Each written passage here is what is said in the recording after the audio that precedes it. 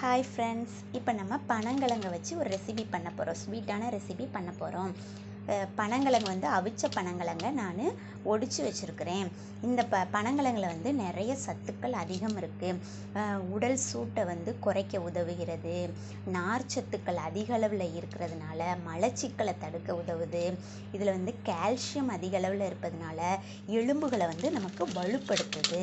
இந்த பனங்கிழங்கை நம்ம என்ன பண்ணுறோன்னா, இப்போ மிக்ஸி ஜாரில் போட்டு நல்லா கொரன்னு அரைச்சி எடுத்துக்க போகிறோம். அரைச்சிட்டு பனங்கிழங்கை வந்து அரைச்சாச்சு ஃப்ரெண்ட்ஸ். இது வந்து என்ன பண்ணணும்னா, இப்போ நம்ம தேங்காய் துருவல் சேர்த்துக்கிறோம். தேங்காய் துருவல் கொஞ்சமாக சேர்த்துக்கிட்டு மிக்ஸ் பண்ணிக்கிறோம். மிக்ஸ் பண்ணிவிட்டு இதுக்கு இனிப்புக்கு வந்து நான் நாட்டு சர்க்கரை தான் சேர்த்துக்கிறேன். தேவையான அளவு இனிப்புக்கு நாட்டு சர்க்கரை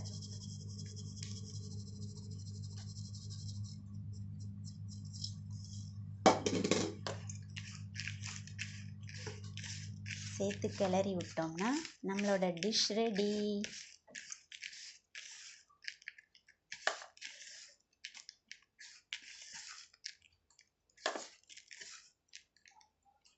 சூப்பராக ரெடி ஆயிடுச்சு நம்மளோட டிஷ்.